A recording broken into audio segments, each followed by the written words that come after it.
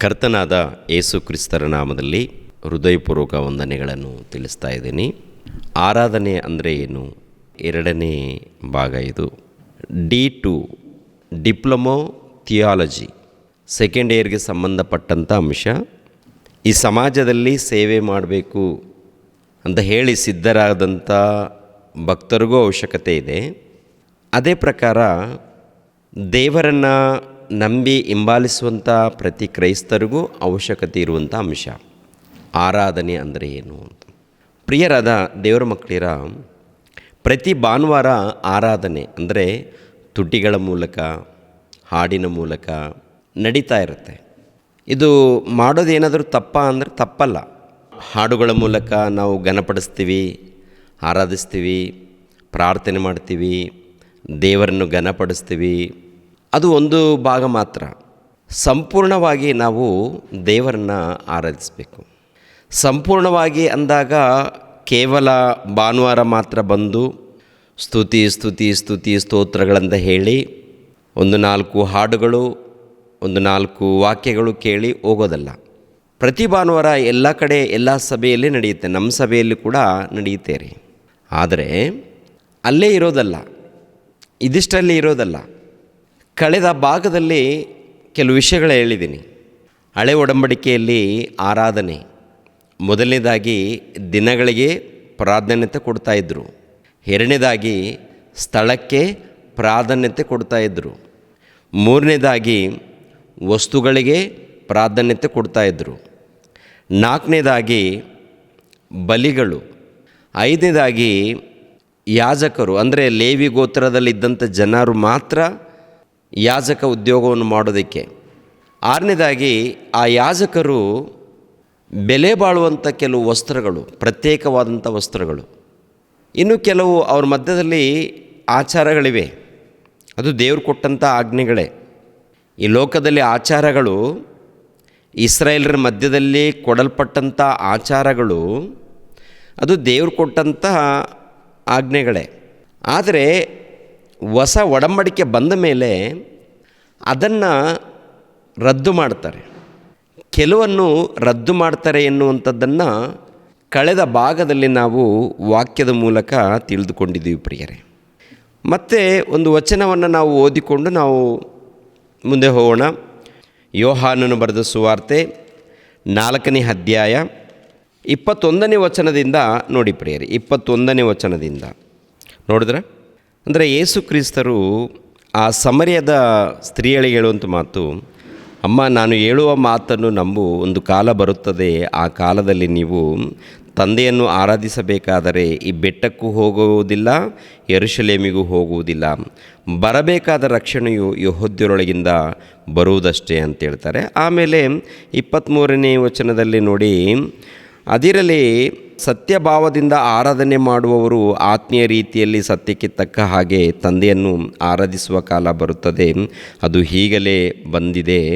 ತಂದೆಯು ತನ್ನನ್ನು ಆರಾಧಿಸುವವರು ಇಂಥವರೇ ಆಗಿರಬೇಕೆಂದು ದೇವರು ಅಪೇಕ್ಷಿಸ್ತಾ ಇದ್ದಾರೆ ಅಂತ ನೋಡ್ತೀವಿ ಪ್ರಿಯರೇ.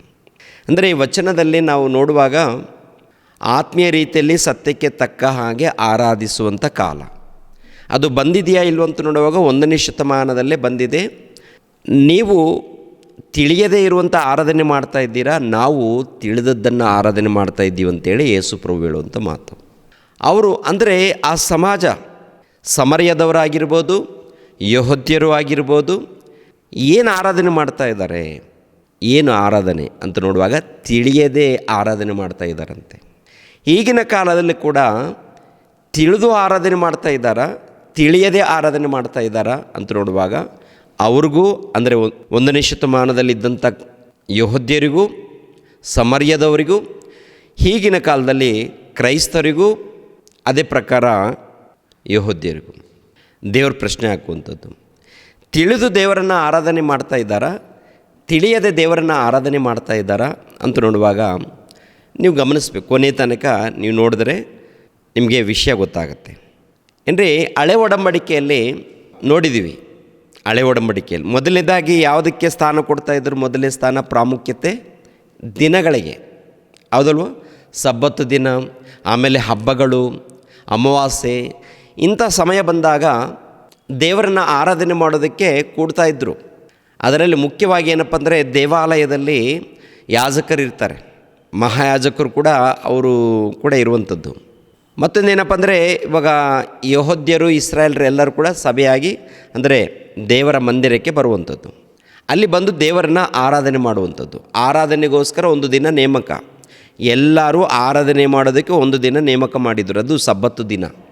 ಲೇವಿ ಗೋತ್ರದವ್ರು ಇರ್ತಾರಲ್ಲ, ಯಾಜಕರು ಇರ್ತಾರೆ ನೋಡಿ, ಯಾಜಕರು ಪ್ರತಿನಿತ್ಯ ಸೇವೆ ಮಾಡುವಂಥದ್ದು ಇರುತ್ತೆ. ಯಾಜಕರು ಪ್ರತಿನಿತ್ಯ ದೇವರ ಸೇವೆ ಮಾಡೋದಕ್ಕೆ ಕೊಟ್ಟಿರ್ತಾರೆ. ಅದು ಈಗಿನ ಕಾಲದಲ್ಲಿ ಕೆಲವರಿಗೆ ಅರ್ಥ ಆಗಲಿಲ್ಲ. ಏನ್ರಿ, ಯಾಜಕರು ಯಾರಿದ್ದಾರೋ ಒಂದು ಕಾಲದಲ್ಲಿ ಅವರು ಪ್ರತಿನಿತ್ಯ ದೇವರನ್ನ ಆರಾಧಿಸಬೇಕು, ದೇವರನ್ನು ಘನಪಡಿಸಬೇಕು. ಅದು ಯಾವ ರೀತಿ? ದೇವಾಲಯದಲ್ಲಿ, ಹೌದಲ್ವ? ಮೊದಲನೇದಾಗಿ ಅವರಿಗೆ ದಿನಗಳನ್ನು ಯಾಜಕರು ನೋಡುವಾಗ ಪ್ರತಿನಿತ್ಯ ಇರುತ್ತೆ.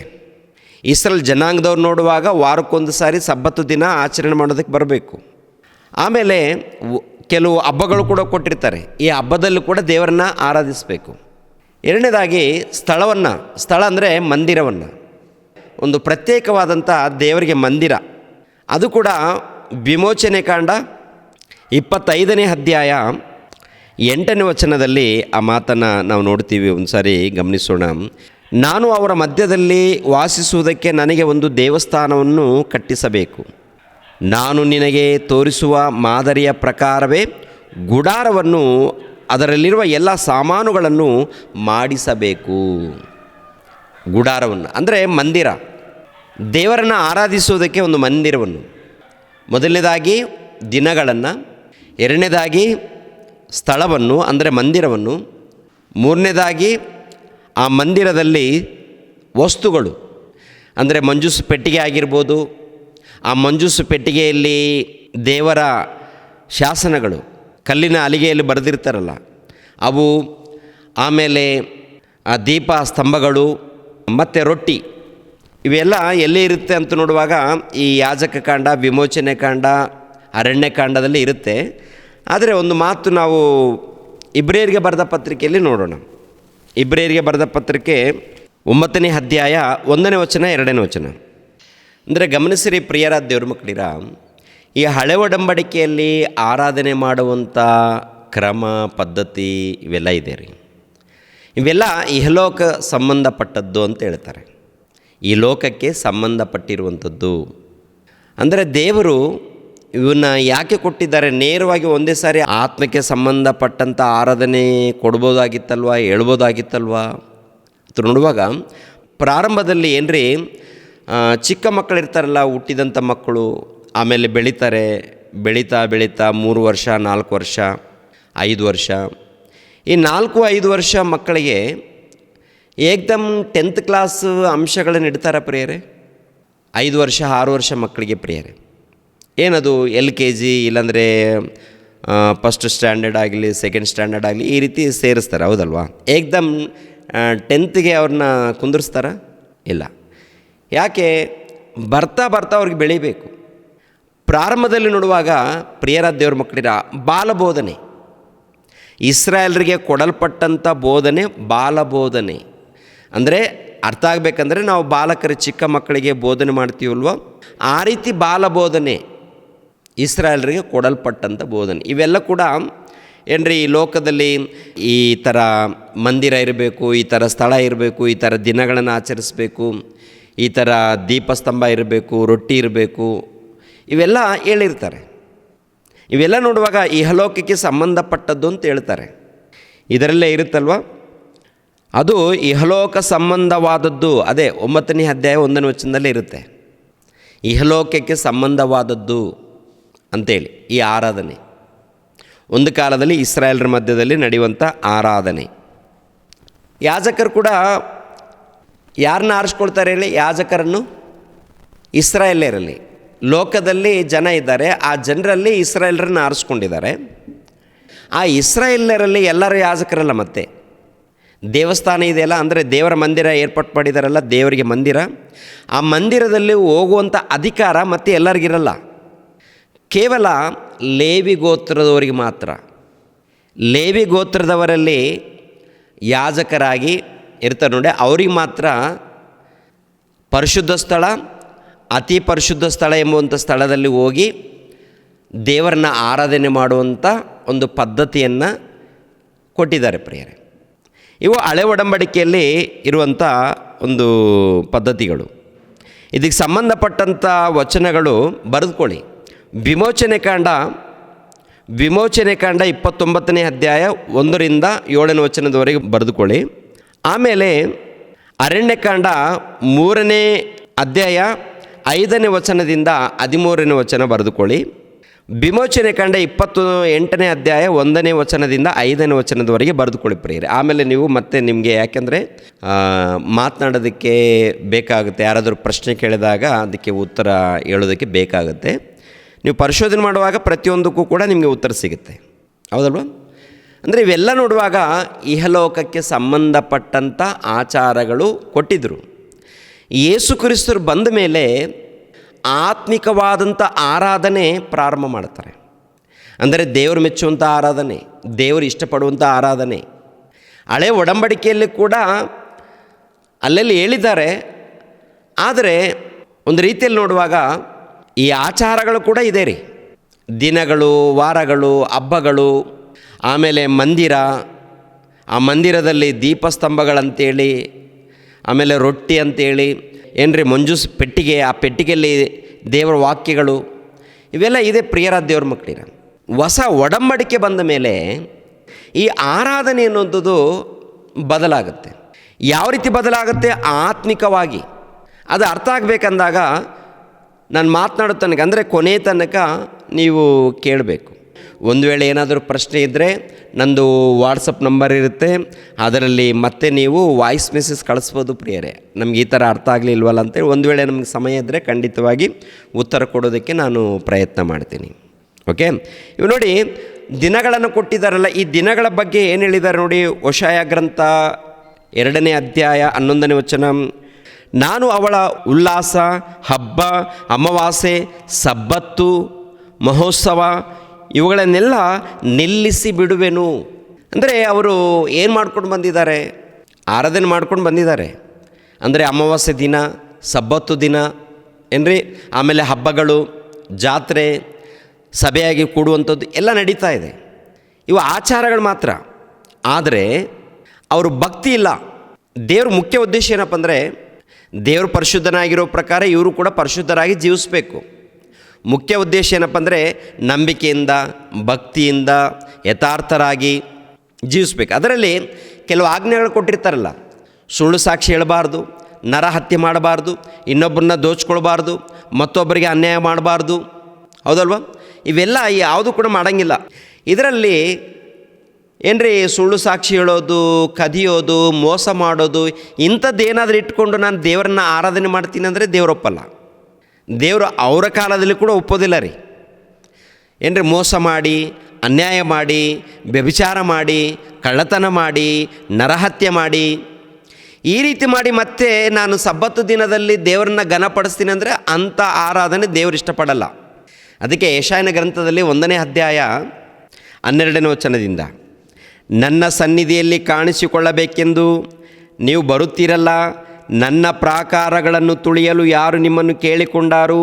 ವ್ಯರ್ಥ ನೈವೇದ್ಯವನ್ನು ಇನ್ನು ತಾರದಿರಿ, ಧೂಪವು ನನಗೆ ಅಸಹ್ಯ, ಅಮಾವಾಸ್ಯೆ, ಸಬ್ಬತ್ತು ದಿನ, ಕೂಟ ಪ್ರಕಟಣೆ ಇವು ಬೇಡ.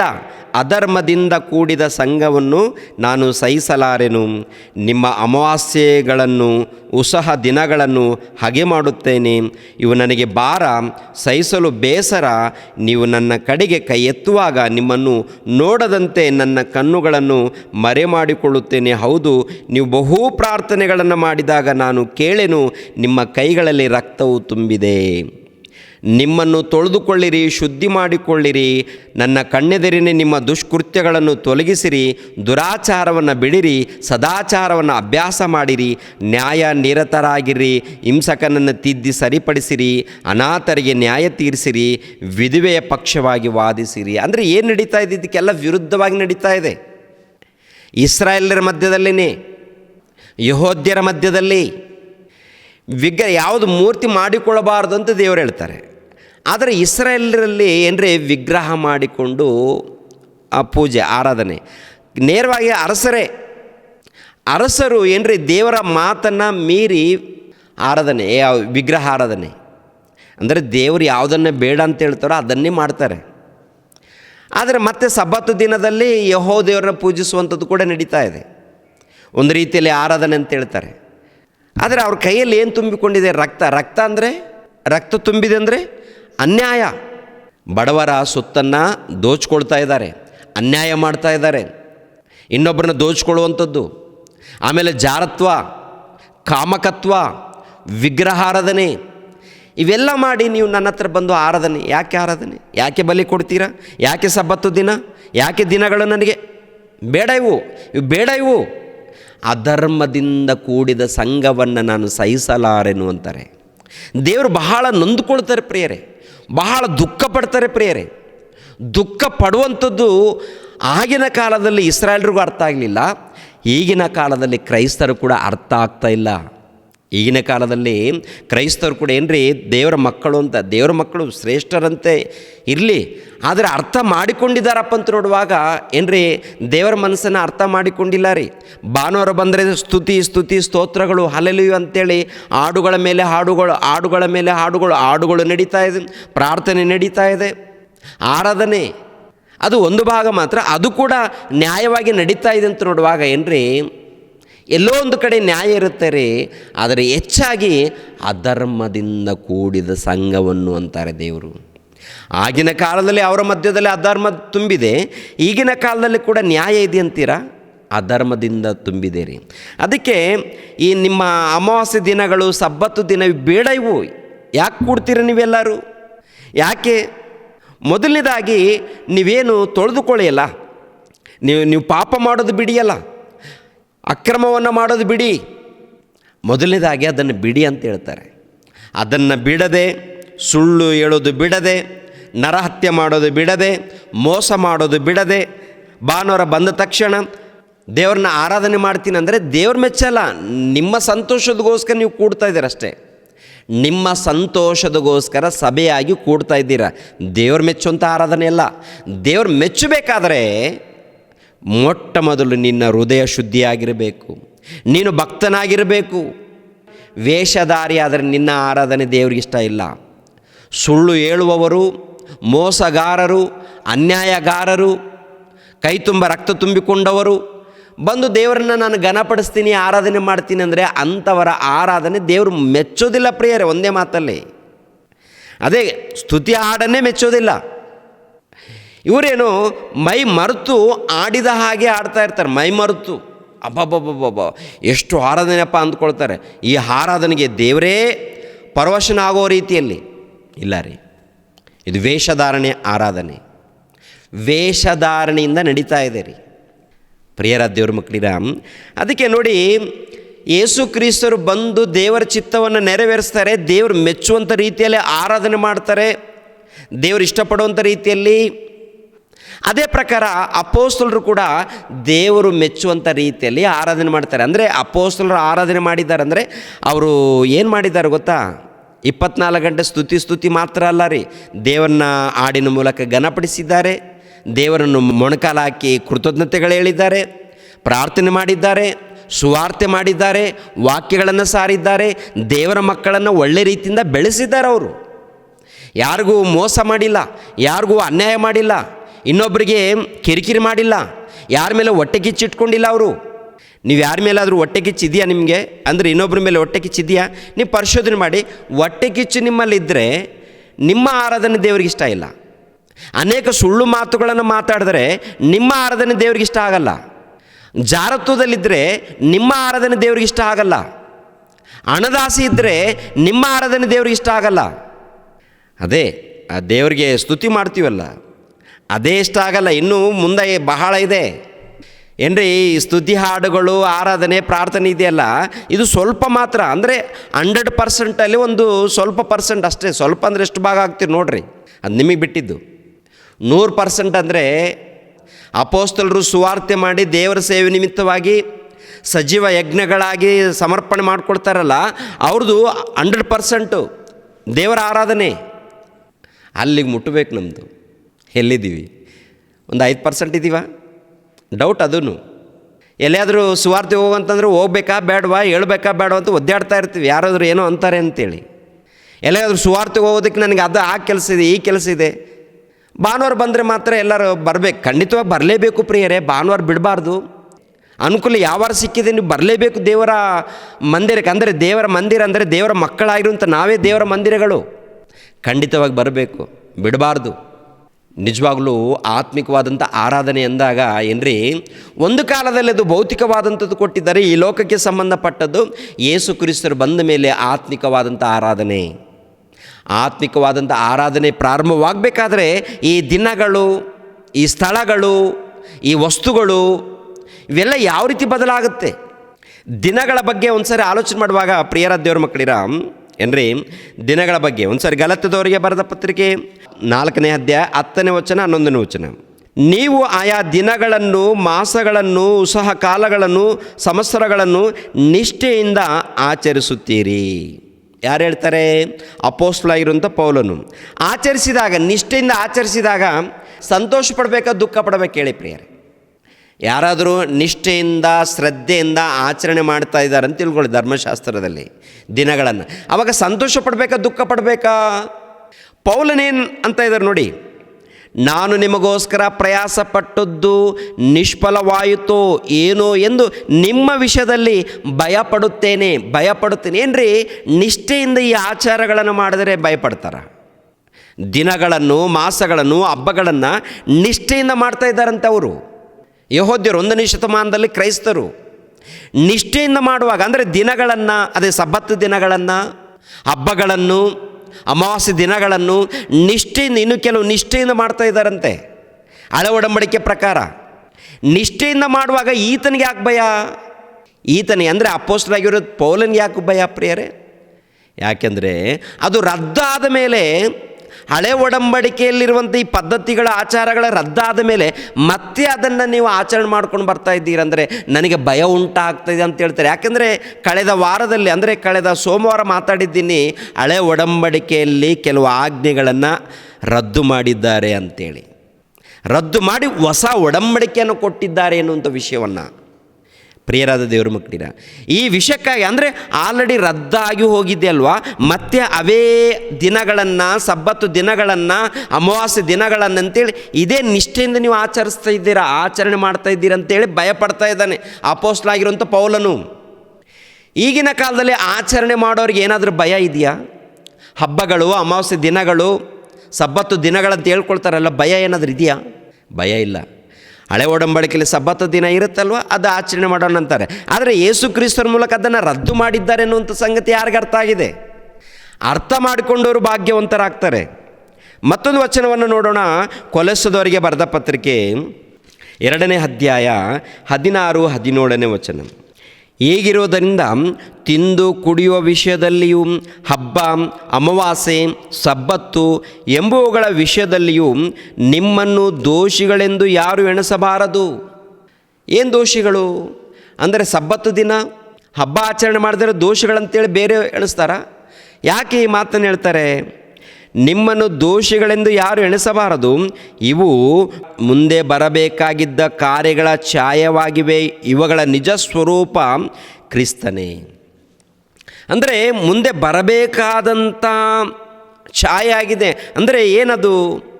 ನೆರಳು, ಒಂಥರ ನೆರಳು ಥರ ಮುಂದೆ ಬರಬೇಕಾದ, ಮುಂದೆ ಏನು ಬರ್ತಾ ಇದ್ದಾರೆ? ಯೇಸು ಕ್ರಿಸ್ತರು, ನಿಜ ಸ್ವರೂಪ ಯೇಸು ಕ್ರಿಸ್ತನೇ. ಗಮನಿಸಬೇಕು, ಇವು ಮುಂದೆ ಬರಬೇಕಾಗಿದ್ದ ಕಾರ್ಯಗಳ ಛಾಯೆಯಾಗಿವೆಯೇ, ಇವುಗಳ ನಿಜ ಸ್ವರೂಪ ಕ್ರಿಸ್ತನೇ. ಅಂದರೆ ಈ ಸಬ್ಬತ್ತು ದಿನ ಆಗಿರ್ಬೋದು, ಇಲ್ಲ ಅಮಾವಾಸ್ಯೆ ದಿನಗಳಾಗಿರ್ಬೋದು, ಇಲ್ಲ ಪ್ರತ್ಯೇಕವಾದಂಥ ದಿನಗಳಾಗಿರ್ಬೋದು, ಇಲ್ಲಾಂದರೆ ಸ್ಥಳ ಆಗಿರ್ಬೋದು, ಇಲ್ಲಾಂದರೆ ವಸ್ತುಗಳಾಗಿರ್ಬೋದು, ಇಲ್ಲ ಯಾಜಕರು ಆಗಿರ್ಬೋದು, ಯಾಜಕರು ಧರಿಸುವಂಥ ವಸ್ತ್ರಗಳಾಗಿರ್ಬೋದು, ಇವೆಲ್ಲವೂ ಕೂಡ ಬರಬೇಕಾದಂಥ ಛಾಯೆ ವಿನಃ ಅದು ನಿಜವಲ್ಲ. ನಿಜ ಎಲ್ಲಿದೆ? ಯೇಸು ಕ್ರಿಸ್ತರಲ್ಲಿ. ನಿಜ ಸ್ವರೂಪ ಯೇಸು ಕ್ರಿಸ್ತರ, ಯೇಸು ಕ್ರಿಸ್ತರಲ್ಲಿ ನಿಜ. ಅವಾಗೇನು ಕೊಟ್ಟಿದ್ದಾರೆ? ಈ ಲೋಕಕ್ಕೆ ಸಂಬಂಧಪಟ್ಟದ್ದು ಕೊಟ್ಟಿದ್ದಾರೆ. ಆದರೆ ಪ್ರಿಯರ ದೇವ್ರ ಮಕ್ಕಳಿರ, ಬರಬೇಕಾದಂಥ ನಿಜ ಸ್ವರೂಪ ಯಾರು? ಯೇಸು ಕ್ರಿಸ್ತರು. ಯೇಸು ಕ್ರಿಸ್ತರಲ್ಲಿ. ಅಂದರೆ ಯೇಸು ಕ್ರಿಸ್ತರೇ ನಿಜವಾದ ದೇವರ ಆಲಯ. ಈ ನಿಜವಾದ ದೇವರ ಆಲಯದಲ್ಲಿ ನಾವು ಸೇರಿಸಲ್ಪಡಬೇಕು. ಒಂದು ಕಾಲದಲ್ಲಿ ಭೂಮಿಯ ಮೇಲೆ ಎಲ್ಲೋ ಒಂದು ಸ್ಥಳವನ್ನು ಆರಿಸ್ಕೊಂಡು ದೇವರು ಇಂಥ ಸ್ಥಳ ತೋರಿಸಿರ್ತಾರಲ್ಲ, ಆ ಸ್ಥಳದಲ್ಲಿ ದೇವ್ರಿಗೋಸ್ಕರ ಮಂದಿರವನ್ನು ಕಟ್ಟಿದ್ದಾರೆ, ಹೌದಲ್ವ? ಇವಾಗ ಆ ಮಂದಿರ ಅಂದರೆ ಭೂಮಿಯ ಮೇಲೆ ಸ್ಥಳಕ್ಕೆ ಪ್ರಾಮುಖ್ಯತೆ ಇಲ್ಲ. ಯಾವುದಕ್ಕೆ ಪ್ರಾಮುಖ್ಯತೆ ಇದೆ ಅಂತ ನೋಡುವಾಗ ಯೇಸು ಕ್ರಿಸ್ತರ ದೇಹಕ್ಕೂ ಯೇಸು ಕ್ರಿಸ್ತರ ಸಭೆಗೆ ಪ್ರಾಮುಖ್ಯತೆ ಇರುವಂಥದ್ದು. ಎರಡನೇದಾಗಿ ದಿನಗಳಿದೆಯಲ್ಲ, ದಿನಗಳಿಗೆ ಪ್ರಾಮುಖ್ಯತೆ ಇಲ್ಲ ರೀ. ಎಲ್ಲ ದಿನಗಳು ದೇವ್ರದೇ. ಎಲ್ಲ ದಿನಗಳನ್ನು ಅಂದರೆ ಆತ್ಮೀಯ ರೀತಿಯಲ್ಲಿ ಸತ್ಯಕ್ಕೆ ತಕ್ಕ ಹಾಗೆ ಆರಾಧಿಸಬೇಕಂದ್ರೆ ಒಂದು ದಿನ ಅಲ್ಲ, ಎಲ್ಲ ದಿನಗಳು ಪ್ರತಿನಿತ್ಯ ಆರಾಧನೆಯಲ್ಲಿರಬೇಕು. ಪರಿಪೂರ್ಣವಾದಂಥ ಆರಾಧನೆ ಆಗಬೇಕಂದ್ರೆ ಒಂದು ದಿನ ಆಚರಣೆ ಮಾಡ್ತೀನಿ ಅಂದರೆ ಅದು ಪರಿಪೂರ್ಣವಾಗಲ್ಲ ಸಹೋದರ ಸಹೋದರಿ, ಅದು ಪರಿಪೂರ್ಣವಾಗಲ್ಲ. ಪರಿಪೂರ್ಣವಾದಂಥ ಆರಾಧನೆ ಆಗಬೇಕಂದ್ರೆ ಏನ್ರಿ, ಅಪೋಸ್ತಲರು ಆತ್ಮಿಕವಾಗಿ ಆರಾಧನೆ ಮಾಡಿದ್ದಾರೆ. ಒಂದು ಹಾಡುಗಳ ಮೂಲಕ, ಪ್ರಾರ್ಥನೆ ಮೂಲಕ, ಕೆಲಸದ ಮೂಲಕ, ಸುವಾರ್ತೆ ಮೂಲಕ ಎಲ್ಲ ಮಾಡಿದ್ದಾರೆ ಅವರು. ಅದು ಪರಿಪೂರ್ಣವಾದಂಥ ಆರಾಧನೆ. ಆ ರೀತಿ ಮಾಡಬೇಕಂತ ಹೇಳ್ತಾರೆ. ಭಾನುವಾರ ಒಂದು ದಿನ ಮಾತ್ರ ನಾನು ಬರ್ತೀನಿ, ಆಮೇಲೆ ಲೋಕದ ರೀತಿಯಲ್ಲಿ ತಿರುಗಾಡ್ತೀನಿ, ಭಾನುವಾರ ಮಾತ್ರ ಬಂದು ಆರಾಧನೆ ಮಾಡ್ತೀನಿ, ಮಿಕ್ಕದ ದಿನ ಆರಾಧನೆ ಮಾಡಲ್ಲ, ಬಿಟ್ಟು ಹೋಗ್ತೀನಿ ಅಂದರೆ ನೀನು ಪರಿಪೂರ್ಣವಾದಂಥ ಆರಾಧನೆಯಲ್ಲಿ ಇನ್ನೂ ಹೆಜ್ಜೆ ಹಾಕಿಲ್ಲ ಅಂತ ಅರ್ಥ. ತುಂಬ ಜನ ಮೋಸ ಹೋಗ್ತಾ ಇದ್ದಾರೆ, ಅರ್ಥ ಮಾಡ್ಕೊಳ್ತಾ ಇಲ್ಲ, ಇದು ಅಪಾರ್ಥ ಮಾಡ್ಕೊಳ್ತಾ ಇರ್ತಾರೆ ಬಹಳ ಮಂದಿ. ಆದ್ದರಿಂದ ನೀವು ಜಾಗ್ರತೆ ಪಡಬೇಕು. ಜಾಗ್ರತೆ ಪಡದೆ ಹೋದರೆ ಪ್ರಿಯರ ದೇವ್ರ ಮಕ್ಕಳಿರ ಕಠಿಣವಾದ ತೀರ್ಪಿಗೆ ಗುರಿಯಾಗಬೇಕಾಗತ್ತೆ. ಗಲಾತ್ಯದವರಿಗೆ ಬರೆದ ಪತ್ರಿಕೆ 2ನೇ ಅಧ್ಯಾಯ 15ನೇ ವಚನ ನೋಡಿ. ನಾವಂತೂ ಹುಟ್ಟು ಯೆಹೂದ್ಯರು ಪಾಪಿಗಳೆನಿಸಿಕೊಂಡ ಅನ್ಯ ಜನರಲ್ಲ, ಆದರೂ ಯಾವನಾದರೂ ಯೇಸು ಕ್ರಿಸ್ತನ ಮೇಲಣ ನಂಬಿಕೆಯಿಂದಲೇ ಹೊರತು ನೇಮನಿಷ್ಠಗಳನ್ನು ಅನುಸರಿಸಿ ನೀತಿವಂತನೆಂದು ನಿರ್ಣಯಿಸಲ್ಪಡುವುದಿಲ್ಲವೆಂಬುದು ನಮಗೆ ತಿಳಿದಿರುವುದರಿಂದ ನಾವು ಸಹ ನೇಮನಿಷ್ಠಗಳನ್ನು ಬಿಟ್ಟು ಕ್ರಿಸ್ತನ ಮೇಲಣ ನಂಬಿಕೆಯಿಂದಲೇ ನೀತಿವಂತರೆಂದು ನಿರ್ಣಯಿಸಲ್ಪಡುವುದಕ್ಕಾಗಿ ಕ್ರಿಸ್ತ ಯೇಸುವಿನಲ್ಲಿ ನಂಬಿಕೆ ಇಟ್ಟೆವು. ಅಂದರೆ ನೇಮನಿಷ್ಠೆಗಳಿಂದ ಯಾರು ಕೂಡ ನೀತಿವಂತರಾಗಲ್ವಂತೆ, ನೇಮನಿಷ್ಠೆಗಳಿಂದ ಯಾರಿಗೂ ರಕ್ಷಣೆ ಇಲ್ವಂತೆ. ಪ್ರಿಯರ ದೇವ್ರ ಮಕ್ಕಳಿರೋ ಒಂದು ಕಾಲದಲ್ಲಿ ಮೋಶೆ ಮೂಲಕ ಕೊಡಲ್ಪಟ್ಟಿದೆಯಲ್ಲ, ಆ ನೇಮನಿಷ್ಠೆಗಳನ್ನು ಇವಾಗ ಒಂದು ವೇಳೆ ಅನುಸರಿಸಿದರೆ ಅದರ ಮೂಲಕ ಯಾರು ಕೂಡ ನೀತಿವಂತರಾಗಲ್ಲ. ನೀತಿವಂತರಾಗಬೇಕು ಅಂದಾಗ ಅದು ಯೇಸು ಕ್ರಿಸ್ತರ ಮೂಲಕ ಮಾತ್ರ ನೀತಿವಂತರಾಗ್ತಾರೆ. ಅಂದರೆ ಯೇಸು ಕ್ರಿಸ್ತರ ನಂಬಿ ಯೇಸು ಕ್ರಿಸ್ತರು ಹೇಳಿರೋ ಪ್ರಕಾರ ನಡ್ಕೊಂಡ್ರೆ ನೀತಿವಂತರಾಗ್ತಾರೆ, ಕ್ರೈಸ್ತರಾಗ್ತಾರೆ. ನಾನು ಭಾನುವಾರ ಬಂದೆ, ನಾನು ಹಾಡಾಡಿದೆ, ಕರ್ತನ ಮೇಜಿನಲ್ಲಿ ಕೈ ಹಾಕಿದೆ ಅಂದರೆ ಕ್ರೈಸ್ತರಾಗಲ್ಲ. ಮತ್ತೆ ಯಾರಾಗ್ತಾರೆ? ಆತನ ಆಜ್ಞೆಗಳನ್ನು ಕೈಗೊಂಡು ನಡೆದರೆ ಕ್ರೈಸ್ತರಾಗ್ತಾರೆ. ಆತನ ಆಜ್ಞೆಗಳೇನು? ಬಹಳ ಇದೆ. ಭಾನುವಾರ ಮಾತ್ರ ಅಲ್ಲ, ಭಾನುವಾರ ಎನ್ನುವಂಥದ್ದು ನೋಡಿ ಪ್ರಿಯರ ದೇವ್ರ ಮಕ್ಕಳಿರ, ಒಂದು ದಿನ ಸ್ವಲ್ಪ ಮಾತ್ರ ಆರಾಧನೆಯಲ್ಲಿ ಸ್ವಲ್ಪ ಭಾಗ ಮಾತ್ರ ನಡೆಯುತ್ತೆ. ಪರಿಪೂರ್ಣವಾದಂಥ ಆರಾಧನೆ ಅಲ್ಲ. ಪರಿಪೂರ್ಣವಾದಂಥ ಆರಾಧನೆ ನಡಿಬೇಕಾದರೆ ಈ ನೇಮನಿಷ್ಠೆಗಳು ಅಂದರೆ ದಿನಗಳು, ಮಾಸಗಳು, ಹಬ್ಬಗಳು ಮಾಡ್ತಾರಲ್ಲ. ನಮ್ಮ ಕ್ರೈಸ್ತರಲ್ಲಿ ಕೂಡ ಏನ್ರಿ ಹಬ್ಬಗಳ ಆಚರಣೆ, ವರ್ಷಕ್ಕೊಂದು ಸಾರಿ ಹಬ್ಬಕ್ಕೆ ಆಚರಣೆಗೋಸ್ಕರ ಬರ್ತಾರೆ. ಕೇವಲ ವರ್ಷಕ್ಕೆ ಮಾತ್ರ ಕಾಣ್ತಾರೆ ಸಭೆಯಲ್ಲಿ. ಮತ್ತು ಕೆಲವರು ಗುಡ್ ಫ್ರೈಡೆಗೆ ಕಾಣ್ತಾರೆ, ಇನ್ನು ಕೆಲವರು ಭಾನುವಾರ ಮಾತ್ರ ಕಾಣ್ತಾರೆ, ಮತ್ತು ಕೆಲವರು ಯಾವುದಾದ್ರೂ ಸ್ಪೆಷಲ್ ಮೀಟಿಂಗ್ ಇದ್ದರೆ ಮಾತ್ರ ಕಾಣ್ತಾರೆ. ಇಲ್ಲ ರೀ, ದೇವರ ಬಳಿಯಲ್ಲಿ ಯಾವಾಗಲೂ ನಾವು ಸಿದ್ಧರಾಗಿರಬೇಕು, ಯಾವಾಗಲೂ ಇರಬೇಕು. ನಮ್ಮ ಕೆಲಸಗಳನ್ನು ಮಾಡಿಕೊಂಡು, ನಮ್ಮ ಒಂದು ಕೊರತೆಗಳನ್ನು ನೀಗಿಸಿಕೊಂಡು ದೇವರ ಸಹವಾಸದಲ್ಲಿರಬೇಕು, ಪ್ರಾರ್ಥನೆಯಲ್ಲಿ, ಆರಾಧನೆಯಲ್ಲಿ. ಪ್ರಿಯರ ದೇವ್ರ ಮಕ್ಕಳಿರ ಮತ್ತೊಂದು ಮಾತು ನೋಡಿ, ಗಲಾತ್ಯದವರಿಗೆ ಬರೆದ ಪತ್ರಿಕೆ 3ನೇ ಅಧ್ಯಾಯ 10-11ನೇ ವಚನ. ನೇಮನಿಷ್ಠೆಗಳನ್ನು ಆಧಾರ ಮಾಡಿಕೊಳ್ಳುವವರೆಲ್ಲರೂ ಶಾಪಾಧೀನರಾಗಿದ್ದಾರೆ. ಹೇಗೆಂದರೆ ಧರ್ಮ ಗ್ರಂಥದೊಳಗೆ ಬರೆದಿರುವವುಗಳನ್ನೆಲ್ಲ ನಿತ್ಯವೂ ಕೈಗೊಳ್ಳದಿರುವ ಪ್ರತಿಯೊಬ್ಬನೂ ಶಾಪಗ್ರಸ್ತನೆಂದು ಶಾಸ್ತ್ರದಲ್ಲಿ ಬರೆದದೆ. ಕರ್ಮ ಮಾರ್ಗದಿಂದ ಯಾವನು ದೇವರ ಸನ್ನಿಧಿಯಲ್ಲಿ ನೀತಿವಂತನಾಗುವುದಿಲ್ಲವೆಂಬುದು ಸ್ಪಷ್ಟವಾಗಿದೆ. ಯಾಕೆಂದರೆ ನೀತಿವಂತನು ನಂಬಿಕೆಯಿಂದಲೇ ಬದುಕುವನೆಂದು ಬರೆದದೆ. ನೀತಿವಂತನು ನಂಬಿಕೆಯಿಂದ ಕರ್ಮ ಮಾರ್ಗದಿಂದ ಅಂದರೆ ಈ ಆಚಾರಗಳನ್ನು ಆಚರಣೆ ಮಾಡ್ತಾರೆ ನೋಡಿ. ಆಚಾರಗಳಂದರೆ ಹಬ್ಬ ದಿನಗಳು ಬಂತು, ಸಬ್ಬತ್ತು ದಿನ ಬಂತು, ಭಾನುವಾರ ಬಂತು, ಇವತ್ತೇ ನಾವು ಹೋಗಬೇಕು, ಮಿಕ್ಕಿ ದಿನ ಹೋದರೆ ಅದು ಪಾಪ ಅಂತ ಹೇಳ್ತಾರೆ ಕೆಲವರು ಮುಟ್ಟಾಳ್ರು ಏನಂತಾರೆ ಅಂದರೆ, ಮಿಕ್ಕಿ ದಿನ ನಾವು ದೇವರನ್ನ ಆರಾಧನೆ ಮಾಡಿದ್ರೆ, ದೇವರನ್ನು ನಾವು ಘನಪಡಿಸಿದ್ರೆ ಅದು ಪಾಪನ. ಎಲ್ಲಿ ಕಲ್ತ್ಕೊಂಡಿದ್ದೀರಾ? ಯಾರು ಕಲಿಸಿದ್ದಾರೆ? ದೇವರಿಗೆ ವಿರುದ್ಧವಾದಂಥ ಕಾರ್ಯಕ್ರಮಗಳನ್ನು ನಡೆಸ್ತಾ ಇದ್ದೀರ ಅಂತ ಅರ್ಥ. ಹಾಗೆ ಮಾಡಬಾರ್ದು. ಯಾಕೆಂದರೆ ಹೊಸ ಒಡಂಬಡಿಕೆ ಬಂದ ಮೇಲೆ ಪ್ರಿಯರಾದ ದೇವರ ಮಕ್ಕಳಿರ, ನಾವು ಪರಿಪೂರ್ಣವಾದಂಥ ಜ್ಞಾನದಲ್ಲಿ ಹೋಗಬೇಕು. ಪರಿಪೂರ್ಣವಾದಂಥ ಆರಾಧನೆ, ಈ ಪರಿಪೂರ್ಣವಾದಂಥ ಆರಾಧನೆ ಹೇಗೆ ನಡೆಯುತ್ತೆ ಅಂತ ನೋಡುವಾಗ ಏನ್ರಿ, ಭಾನುವಾರ ಮಾತ್ರ ನೀನು ಆರಾಧನೆ ಮಾಡಿದ್ರೆ ನೀನು ಪರಿಪೂರ್ಣವಾದಂಥ ಆರಾಧನೆಯಲ್ಲಿ ಇಲ್ಲ. ಇನ್ನು ಎಳೆ ಕೂಸು, ಇನ್ನು ಹಾಲು ಕುಡಿಯುವಂಥ ಕೂಸು ನೀನು ಅಷ್ಟೇ. ಪರಿಪೂರ್ಣವಾದಂಥದ್ದು ಅಂದಾಗ ಏನ್ರಿ, ಪ್ರತಿನಿತ್ಯ ನಮ್ಮಿಂದ ದೇವರಿಗೆ ಘನತೆ, ದೇವರಿಗೆ ಮಹಿಮೆ, ದೇವರಿಗೆ ಆರಾಧನೆ ನಡಿಬೇಕು. ಪ್ರತಿನಿತ್ಯ ಯಾರು ಮಾಡಿದ್ದಾರೆ? ಯೇಸು ಕ್ರಿಸ್ತರಿದ್ದಾರಲ್ಲ, ನಮಗೆ ತಿಳಿದದ್ದನ್ನು ನಾವು ಆರಾಧನೆ ಮಾಡಿದ್ದೀವಿ ಅಂತ ಹೇಳ್ತಾರಲ್ವ.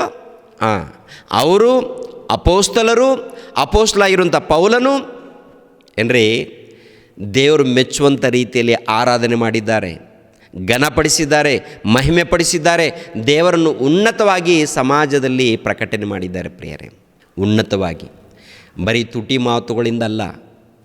ಪ್ರಿಯರ ದೇವ್ರ ಮಕ್ಕಳಿರ, ಈಗಿನ ಕಾಲದಲ್ಲಿ ಏನು ನಡೀತಾ ಇದೆಯಪ್ಪ ಅಂತ ನೋಡುವಾಗ ಬರೀ ತುಟಿ ಮಾತುಗಳಿಂದ ಕ್ರಿಯೆ ಇಲ್ಲ. ಮತ್ತು ಆಮೇಲೆ ಸುಳ್ಳು ಮಾತಾಡಿದ್ರೆ ನಿಮ್ಮ ಆರಾಧನೆ ವ್ಯರ್ಥವಾದಂಥ ಆರಾಧನೆ. ಸುಳ್ಳು ಮಾತಾಡುವಂಥದ್ದು, ಮತ್ತು ಜಾರತ್ವದಲ್ಲಿರ್ತಾರೆ. ಪ್ರಿಯರೇ, ಜಾರತ್ವ ಅಂತಂದರೆ ಇವನಿಗೆ ಮದುವೆ ಆಗಿರುತ್ತೆ, ಹೆಂಡತಿ ಇರ್ತಾಳೆ, ಹೆಂಡತಿ ಇದ್ದರೂ ಕೂಡ ಇನ್ನೊಬ್ಬರ ಸಹವಾಸ ಮಾಡಿದ್ರೆ ಇವನು ಜಾರತ್ವ ಮಾಡಿದ್ದಾನೆ. ಜಾರತ್ವ ಮಾಡಿ ದೇವರನ್ನ ನಾನು ಘನಪಡಿಸ್ತೀನಿ ಅಂದರೆ ಅಂಥವ್ರು ದೇವರು ಇಷ್ಟಪಡ್ತಾರೆ. ಎಲ್ಲಿ ಹೇಳಿದ್ದಾರೆ? ಎಲ್ಲಿ ತೋರಿಸ್ತೀರೋ ವಚನಗಳನ್ನು? ಮತ್ತು ಕರ್ತನ ಮೇಜಿನಲ್ಲಿ ನಾನು ಕೈ ಹಾಕ್ತೀನಿ, ಯೇಸು ಕ್ರಿಸ್ತ ರಕ್ತವನ್ನು ಕುಡಿತೀನಿ, ಇದು ಆರಾಧನೆ ಅಂದರೆ ದೇವರು ಮೆಚ್ಚುತ್ತಾರ? ಪ್ರಿಯರೇ, ದೇವರು ಮೆಚ್ಚುತ್ತಾರ?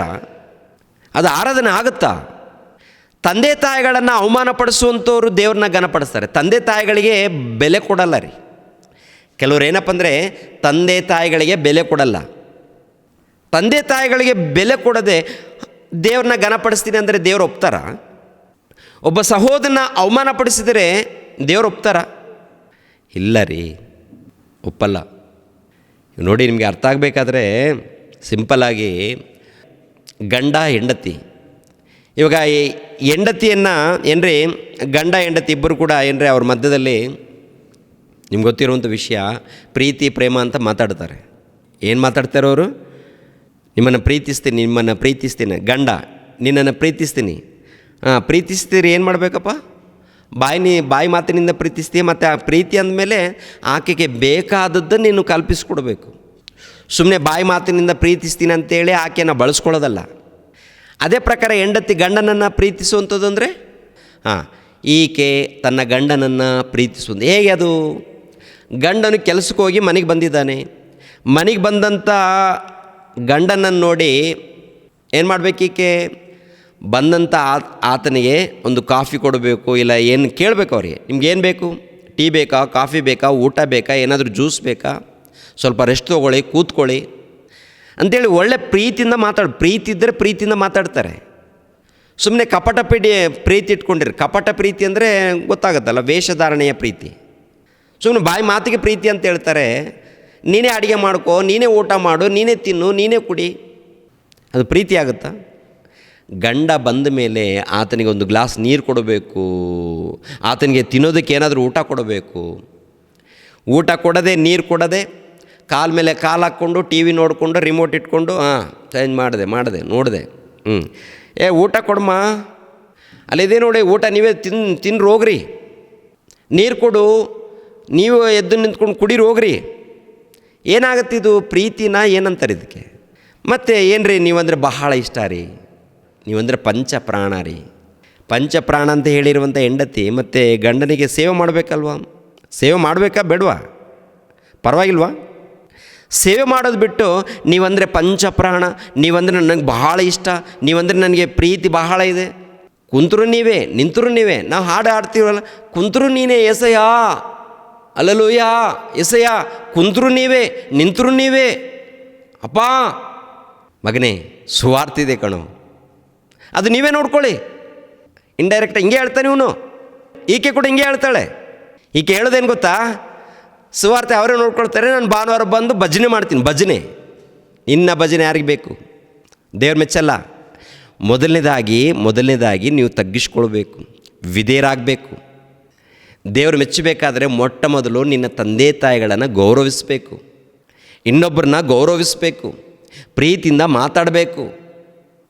ಪ್ರೀತಿ ಇಲ್ಲ, ಏನೂ ಇಲ್ಲ, ದೇವ್ರ ಮಾತು ನಾನು ಪ್ರೀತಿಸ್ತೀನಿ ಅಂದರೆ ದೇವರೇನು ಕಿವಿಯಲ್ಲೇನೋ ಹೂ ಇಟ್ಕೊಂಡಿದ್ದಾನ?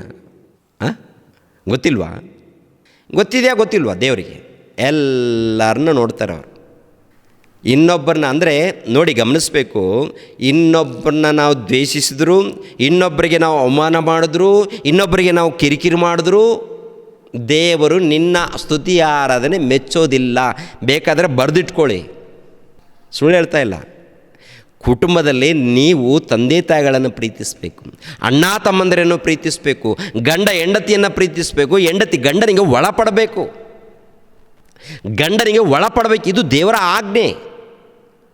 ಗಂಡನಿಗೆ ಒಳಪಡದೆ, ಹೆಂಡತಿಯನ್ನು ಪ್ರೀತಿಸದೆ, ತಂದೆ ತಾಯಿಗಳನ್ನು ಗೌರವಿಸದೆ, ಅತ್ತೆ ಮಾವನವರನ್ನು ಗೌರವಿಸದೆ, ನಾನು ದೇವರನ್ನ ಆರಾಧನೆ ಮಾಡ್ತೀನಂದರೆ ನಿನ್ನ ಆರಾಧನೆ ಯಾರಿಗೆ ಬೇಕಂತೇಳಿ ದೇವರು ಹೇಳ್ತಾರೆ.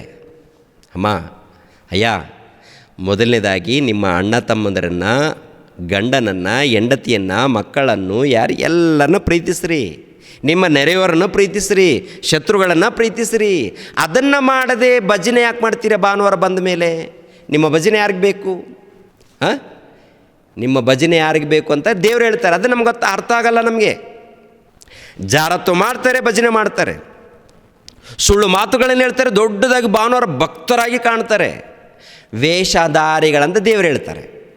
ಹೌದು ಪ್ರಿಯರೇ, ನಾವು ಬದಲಾಗದೆ ಹೋದರೆ ಪ್ರಯೋಜನ ಇಲ್ಲ. ಹಳೆ ಒಡಂಬಡಿಕೆಯಲ್ಲಿ ಯಾಜಕರು ಲೇವಿ ಗೋತ್ರದವರು ಆದಾಗ, ಹೊಸ ಒಡಂಬಡಿಕೆಯಲ್ಲಿ ಯಾಜಕರು ಯಾರು? ಪೇತ್ರನು ಬರೆದ ಮೊದಲನೇ ಪತ್ರಿಕೆ 2ನೇ ಅಧ್ಯಾಯ 9ನೇ ವಚನ ನೋಡಿ. ವಾಕ್ಯಗಳನ್ನು ಬಿಟ್ಟು ನಾವು ದಾರಿ ತಪ್ಪಬಾರದು. ವಾಕ್ಯಗಳನ್ನು ಬಿಟ್ಟು ನಮ್ಮ ಜೀವನ ಇದ್ದರೆ ಏನ್ರಿ ಕಠಿಣವಾದ ತೀರ್ಪಿಗೂ ಗುರಿಯಾಗುತ್ತೆ. ವಾಕ್ಯದ ಪ್ರಕಾರ ಇರಬೇಕು. ಮಾತುಗಳು, ಪ್ರವರ್ತನೆ, ಜೀವಿತ ಇರಬೇಕಾಗೆ. ಮನೇಲಿ ಒಂದು ರೀತಿಯಲ್ಲಿ, ಸಭೆಯಲ್ಲಿ ಒಂದು ರೀತಿಯಲ್ಲಿ ಅಲ್ಲ. ಎಲ್ಲಿದ್ದರೂ ಕೂಡ ಒಂದೇ ರೀತಿಯಲ್ಲಿ ಇರಬೇಕು. ಒಳ್ಳೆಯ ಆಲೋಚನೆಯಲ್ಲಿ ಇರಬೇಕು, ಯಥಾರ್ಥವಾಗಿರಬೇಕು, ಭಕ್ತರಾಗಿರಬೇಕು, ದೇವರು ಮೆಚ್ಚುವಂಥ ರೀತಿಯಲ್ಲಿರಬೇಕು. ನೀವಾದವರು ನಿಮ್ಮನ್ನು ಕತ್ತಲೆಯೊಳಗಿಂದ ಕರೆದು ತನ್ನ ಆಶ್ಚರ್ಯಕರವಾದ ಬೆಳಕಿನಲ್ಲಿ ಸೇರಿಸಿದಾತನ ಗುಣಾತಿಶಯಗಳನ್ನು ಪ್ರಚಾರ ಮಾಡುವವರಾಗಿರುವಂತೆ ದೇವರಾದುಕೊಂಡ ಜನಾಂಗವು, ರಾಜವಂಶಸ್ಥರಾದ ಯಾಜಕರು, ಮೀಸಲಾದ ಜನವು, ದೇವರ ಸ್ವಕೀಯ ಪ್ರಜೆಯೂ ಆಗಿದ್ದೀರಿ. ಅಂದರೆ ನೀವು ಯಾಜಕರು, ದೇವರ ಸೊತ್ತು, ದೇವರ ಪ್ರಜೆಗಳು, ದೇವರ ವಂಶದವರು, ನೀವು ಯಾಜಕರಂತ ಹೇಳ್ತಾರೆ. ಯಾಜಕರಂದರೆ ಎಲ್ಲರ ಒಬ್ಬರ, ಎಲ್ಲರ ಆರಾಧನೆ ಮಾಡಬೇಕಾ? ಒಂದು ಕಾಲದಲ್ಲಿ ಲೇವಿ ಗೋತ್ರದವರು ಮಾತ್ರ ಆರಾಧನೆ ಮಾಡಬೇಕು. ಎಲ್ಲಿ? ಮಂದಿರದಲ್ಲಿ ಹೋಗಿ. ಇವಾಗ ದೇವರ ಮಂದಿರ ಯೇಸು ಕ್ರಿಸ್ತರ ದೇಹವೇ ದೇವರಿಗೆ ಮಂದಿರ. ಆ ಮಂದಿರದಲ್ಲಿ ಯಾವಾಗ ಸೇರಿಸಲ್ಪಡ್ತೀವಿ? ದೇವರ ಮಂದಿರದಲ್ಲಿ ಯಾವಾಗ ದೀಕ್ಷೆ ಸ್ಥಾನ ಪಡ್ಕೊಳ್ತೀವೋ ಆಗ ಯೇಸು ಕ್ರಿಸ್ತರ ದೇಹದಲ್ಲಿ ನಾವು ಸೇರಿಸಲ್ಪಡ್ತೀವಿ. ಅದು ಮಂದಿರವಾಗಿ ಕರೆಯಲ್ಪಡುತ್ತೆ. ಆ ಮಂದಿರದಲ್ಲಿ ಅಂದರೆ ಸಭೆಯಲ್ಲಿ ಸೇರಿಸಲ್ಪಟ್ಟಂಥ ನಾವು ಆತ್ಮಿಕ ರೀತಿಯಲ್ಲಿ ದೇವರನ್ನು ಘನಪಡಿಸಬೇಕು, ದೇವರನ್ನ ಮಹಿಮೆ ಪಡಿಸ್ಬೇಕು. ಆ ಯಾಜಕರ ಹಳೆ ಒಡಂಬಡಿಕೆಯಲ್ಲಿ ಯಾಜಕರು ಏನ್ರಿ ವಸ್ತ್ರಗಳು, ಅವ್ರಿಗೆ ಪ್ರತ್ಯೇಕವಾದಂಥ ವಸ್ತ್ರಗಳನ್ನು ಧರಿಸ್ಕೊಳ್ತಾ ಇದ್ದರು. ಪ್ರತ್ಯೇಕವಾದಂಥ ವಸ್ತ್ರಗಳನ್ನು ಧರಿಸ್ಕೊಳ್ಳದೆ ಮಂದಿರದಲ್ಲಿ ಹೋಗಂಗಿಲ್ಲ, ಮಂದಿರದಲ್ಲಿ ಹೋಗಿ ಆರಾಧನೆ ಮಾಡೋಂಗಿಲ್ಲ. ಆರಾಧನೆ ಮಾಡಬೇಕಾದ್ರೆ ಅವರು ಪ್ರತ್ಯೇಕವಾದಂಥ ವಸ್ತ್ರಗಳನ್ನು ಧರಿಸ್ಕೊಳ್ಬೇಕು. ಅದು ವಿಮೋಚನೆ ಕಂಡ ವಚನ ತೋರಿಸಿದ್ದೀನಲ್ವ, 28ನೇ ಅಧ್ಯಾಯ 1ನೇ ವಚನದಿಂದ 5ನೇ ವಚನ. ಆಮೇಲೆ ಅರಣ್ಯಕಾಂಡ 3ನೇ ಅಧ್ಯಾಯ 5ನೇ ವಚನದಿಂದ 13ನೇ ವಚನದವರೆಗೆ ನೋಡಿದರೆ ಅಲ್ಲಿ ಯಾಜಕರು ಪ್ರತ್ಯೇಕವಾದಂಥ ವಸ್ತ್ರಗಳನ್ನು ಧರಿಸ್ಕೊಳ್ಬೇಕಂತೇಳಿ ಇರುತ್ತೆ ರೀ. ಹೊಸ ಒಡಂಬಡಿಕೆಯಲ್ಲಿ ನೋಡಿ, ಹೊಸ ಒಡಂಬಡಿಕೆಯಲ್ಲಿ ಆತ್ಮಿಕವಾದಂಥ ಯಾಜಕರು ಏನು ಮಾಡಬೇಕು? ಕೊಲೆಸದವರಿಗೆ ಬರೆದ ಪತ್ರಿಕೆ 3ನೇ ಅಧ್ಯಾಯ 12ನೇ ವಚನ. ಪ್ರಿಯರೇ, ಹೀಗಿರಲಾಗಿ ನೀವು ದೇವರಿಂದ ಆರಿಸಿಕೊಂಡವರು, ಪ್ರತಿಷ್ಠಿತರು, ಪ್ರಿಯರೂ ಆಗಿರುವುದರಿಂದ ಕನಿಕರ, ದಯೆ, ದೀನಭಾವ, ಸಾತ್ವಿಕತ್ವ, ದೀರ್ಘಶಾಂತಿ ಎಂಬ ಸದ್ಗುಣಗಳನ್ನು ಧರಿಸಿಕೊಳ್ಳಿರಿ. ಅವರು ಒಂದು ಕಾಲದಲ್ಲಿ ಯಾಜಕರು ಪ್ರತ್ಯೇಕವಾದಂಥ ವಸ್ತ್ರಗಳು, ಇವಾಗ ಯಾವ ವಸ್ತ್ರಗಳನ್ನು ಧರಿಸ್ಕೊಳ್ತಿರೋ ನಿಮ್ಗೆ ಬಿಟ್ಟಿದ್ದು. ಇವಾಗ ಯಾಜಕರಂದರೆ ಯೇಸು ಕ್ರಿಸ್ತರ ನಂಬಿ, ತಂದೆಯಾದ ದೇವರನ್ನ ನಂಬಿ, ಪವಿತ್ರಾತ್ಮನ ನಂಬಿದ ಮೇಲೆ ಪಾಪ ಕ್ಷಮಾಪಣೆ ನಿಮಿತ್ತವಾಗಿ ದೀಕ್ಷಾಸ್ಥಾನ ಪಡ್ಕೊಳ್ತೀವಿ. ದೀಕ್ಷಾಸ್ಥಾನ ಪಡ್ಕೊಂಡ ಮೇಲೆ ಪ್ರಿಯರಾದ ದೇವರ ಮಕ್ಕಳಿರ ದೇವರ ಸಭೆಯಲ್ಲಿ, ಅಂದರೆ ಯೇಸು ಕ್ರಿಸ್ತರ ಸಭೆಯಲ್ಲಿ ಸೇರಿಸಲ್ಪಡ್ತೀವಿ. ಆಮೇಲೆ ಮತ್ತೇನು ಮಾಡಬೇಕು? ಪ್ರತ್ಯೇಕವಾದಂಥ ಆತ್ಮಿಕ ವಸ್ತ್ರವನ್ನು ಧರಿಸ್ಕೊಳ್ಬೇಕಂತ ಹೇಳ್ತಾರೆ. ಏನದು ವಸ್ತ್ರ? ಆತ್ಮಿಕ ವಸ್ತ್ರ ಅಂದರೆ ಇದೇ ಪ್ರಿಯರೇ. ಹೀಗಿರಲಾಗಿ ನೀವು ದೇವರಿಂದ ಆರಿಸಿಕೊಂಡವರು, ಪ್ರತಿಷ್ಠಿತರು, ಪ್ರಿಯರೂ ಆಗಿರುವುದರಿಂದ ಕನಿಕರ, ದಯೆ, ದೀನಭಾವ, ಸಾತ್ವಿಕತ್ವ, ದೀರ್ಘಶಾಂತಿ ಎಂಬ ಸದ್ಗುಣಗಳನ್ನು ಧರಿಸಿಕೊಳ್ಳಿರಿ. ಮತ್ತೊಬ್ಬನ ಮೇಲೆ ತಪ್ಪು ಹೊರಿಸುವುದಕ್ಕೆ ಕಾರಣವಿದ್ದರೂ ತಪ್ಪು ಹೊರಿಸದೆ ಒಬ್ಬರಿಗೊಬ್ಬರು ಸೈರಿಸಿಕೊಂಡು ಕ್ಷಮಿಸಿರಿ. ಕರ್ತನು ನಿಮ್ಮನ್ನು ಕ್ಷಮಿಸಿದಂತೆಯೇ ನೀವು ಕ್ಷಮಿಸಿರಿ. ಇದೆಲ್ಲದರ ಮೇಲೆ ಪ್ರೀತಿಯನ್ನು ಧರಿಸಿಕೊಳ್ಳಿರಿ. ಅದು ಸಮಸ್ತವನ್ನು ಸಂಪೂರ್ಣ ಮಾಡುವ ಬಂಧವಾಗಿದೆ. ನೋಡಿದ್ರ ಮತ್ತೊಂದು ವಚನವನ್ನು ನಾವು ನೋಡೋಣ. ಏನ್ರಿ? ಎಫೆಸದವರಿಗೆ ಬರೆದ ಪತ್ರಿಕೆ 6ನೇ ಅಧ್ಯಾಯ 14ನೇ ವಚನ. ಸತ್ಯವೆಂಬ ನಡುಕಟ್ಟನ್ನು ಕಟ್ಟಿಕೊಂಡು, ನೀತಿ ಎಂಬ ವಜ್ರ ಕವಚವನ್ನು ಧರಿಸಿಕೊಂಡು, ಸಮಾಧಾನದ ವಿಷಯವಾದ ಸುವಾರ್ತೆಯನ್ನು ತಿಳಿಸುವುದರಲ್ಲಿ ಸಿದ್ಧವಾದ ಮನಸ್ಸೆಂಬ ಕೆರಗಳನ್ನು ಮೆಟ್ಟಿಕೊಂಡು ನಿಲ್ಲಿರಿ. ಮತ್ತು ನಂಬಿಕೆ ಎಂಬ ಗುರಾಣಿಯನ್ನು ಹಿಡುಕೊಳ್ಳಿರಿ. ಅದರಿಂದ ನೀವು ಕೆಡುಕನ ಅಗ್ನಿ ಬಾಣಗಳನ್ನೆಲ್ಲ ಆರಿಸುವುದಕ್ಕೆ ಶಕ್ತರಾಗಿರುವಿರಿ. ಇದಲ್ಲದೆ ರಕ್ಷಣೆ ಎಂಬ ಸ್ಥಿರಸ್ತ್ರಾಣವನ್ನು ಇಟ್ಟುಕೊಂಡು, ಪವಿತ್ರಾತ್ಮನು ಕೊಡುವ ದೇವರ ವಾಕ್ಯೆಂಬ ಕತ್ತಿಯನ್ನು ಹಿಡಿಯಿರಿ. ನೀವು ಪವಿತ್ರಾತ್ಮ ಪ್ರೇರಿತರಾಗಿ ಎಲ್ಲ ಸಮಯಗಳಲ್ಲಿ ಸಕಲ ವಿಧವಾದ ಪ್ರಾರ್ಥನೆಯಿಂದಲೂ ವಿಜ್ಞಾಪನೆಯಿಂದಲೂ ದೇವರನ್ನು ಪ್ರಾರ್ಥಿಸಿರಿ.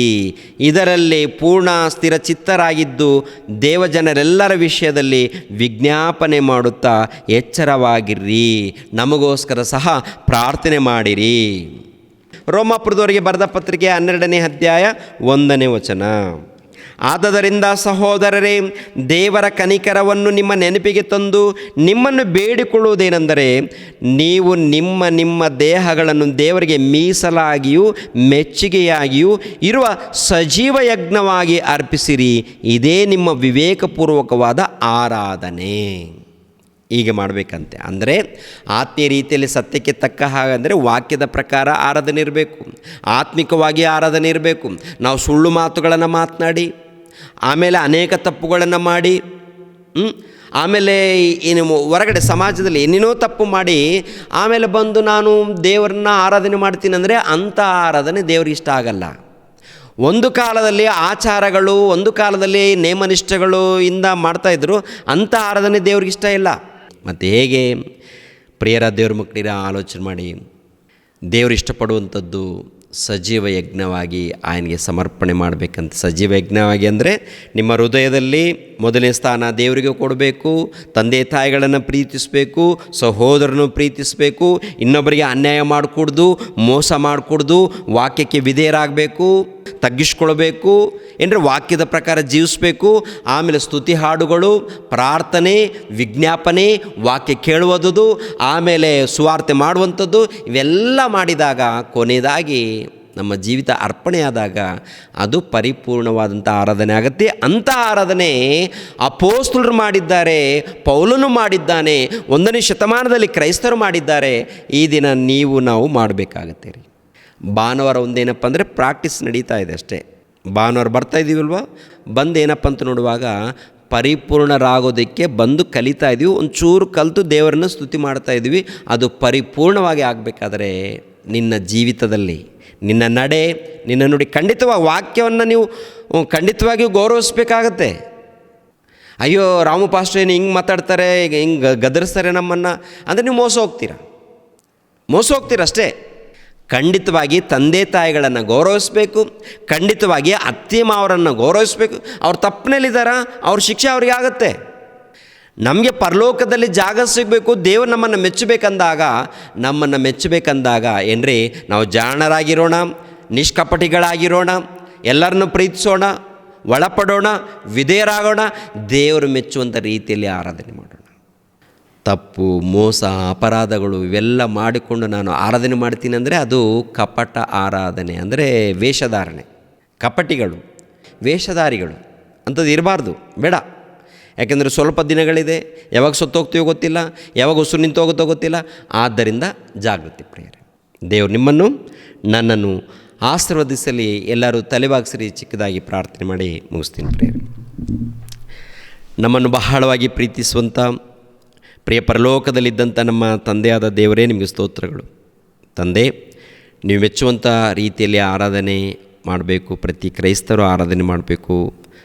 ಆರಾಧನೆ ನಡಿಬೇಕಾದರೆ, ನೀವು ಮೆಚ್ಚುವಂಥ ರೀತಿಯಲ್ಲಿ ಆರಾಧನೆ ನಡಿಬೇಕಾದರೆ ತಂದೆ, ಮೊಟ್ಟ ಮೊದಲು ವಾಕ್ಯಕ್ಕೆ ಒಳಪಡಬೇಕು, ವಿಧೇಯರಾಗಬೇಕು, ನೀವು ಹೇಳಿರೋ ಪ್ರಕಾರ ನಡ್ಕೊಳ್ಬೇಕು. ಆಮೇಲೆ ಸ್ತುತಿ, ಆರಾಧನೆ, ಪ್ರಾರ್ಥನೆ ಏನಿದ್ದರೂ ನೀವು ಇಷ್ಟಪಡ್ತೀರ ತಂದೆ. ಜೀವಿತದಲ್ಲಿ ಪರಿಶುದ್ಧತೆ ಇಲ್ಲ ಅಂದರೆ, ಜೀವಿತದಲ್ಲಿ ನಂಬಿಕೆ ಇಲ್ಲ ಅಂದರೆ, ಜೀವಿತದಲ್ಲಿ ಒಳ್ಳೆಯದು ಇಲ್ಲ ಅಂದರೆ ತಂದೆ, ಅಂಥವರನ್ನು ನೀವು ನಿರಾಕರಿಸ್ತೀರೆಂದು ವಾಕ್ಯದ ಮೂಲಕ ಅರ್ಥ ಮಾಡ್ಕೊಂಡಿದ್ದೀವಿ ತಂದೆ. ನಿಮ್ಮ ಮಕ್ಕಳನ್ನು ಆಶೀರ್ವದಿಸಿ, ಎಲ್ಲರನ್ನು ಕನಿಕರಿಸಿ ತಂದೆ.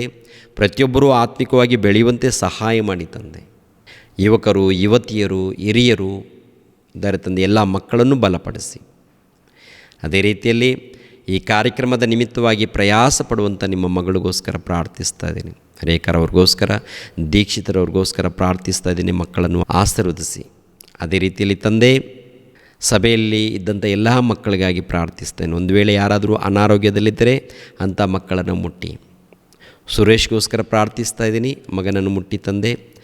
ಅದೇ ರೀತಿಯಲ್ಲಿ ಅನಿಲ್ ಕುಮಾರ್ ಮಕ್ಕಳಿಗೋಸ್ಕರ ಪ್ರಾರ್ಥಿಸ್ತಾ ಇದ್ದೀನಿ, ಅವರಿಗೆ ಒಳ್ಳೆಯ ಆರೋಗ್ಯವನ್ನು ದಯಪಾಲಿಸಿ ತಂದೆ. ಇನ್ನೂ ಯಾರಾದರೂ ಅನಾರೋಗ್ಯದಲ್ಲಿದ್ದರೆ ಅಂಥ ಮಕ್ಕಳನ್ನು ಮುಟ್ಟಿ ಬಲಪಡಿಸಿ ಒಳ್ಳೆಯ ಆರೋಗ್ಯವನ್ನು ದಯಪಾಲಿಸಿ. ವಾಕ್ಯಗಳನ್ನು ತಿಳಿಸುವಂಥ ಯುವಕರನ್ನು ಆಶೀರ್ವದಿಸಿ, ಸಭೆಯನ್ನು ಆಶೀರ್ವದಿಸಿ. ಈ ಕರ್ನಾಟಕದಲ್ಲಿ ಸತ್ಯವಾದ ಸುವಾರ್ತೆಯನ್ನು ತಲುಪಿಸಬೇಕು ಅಂತೇಳಿ ಪ್ರಯಾಸ ಪಡ್ತಾ ಇದ್ದೀವಿ ತಂದೆ, ಸಹಾಯ ಮಾಡಿ ನಡೆಸಿ. ಯೇಸು ಪವಿತ್ರ ನಾಮದಲ್ಲಿ ಬೇಡಿ ಹೊಂದಿದೆವಪ್ಪ ತಂದೆಯೇ, ಆಮೇನ್. ನಮ್ಮ ತಂದೆಯಾದ ದೇವರ ಪ್ರೀತಿಯು, ನಮ್ಮ ರಕ್ಷಕನಾದ ಯೇಸು ಕ್ರಿಸ್ತನ ಕೃಪೆಯು, ಪವಿತ್ರಾತ್ಮನ ಅನ್ಯೋನ್ಯ ಸಹವಾಸವು ಸದಾಕಾಲ ದೇವರ ಜೊತೆಯಾಗಿದ್ದು ನಡೆಸಲಿ. ಆಮೇನ್. ಎಲ್ಲರಿಗೂ ವಂದನೆಗಳು ಪ್ರಿಯರೇ.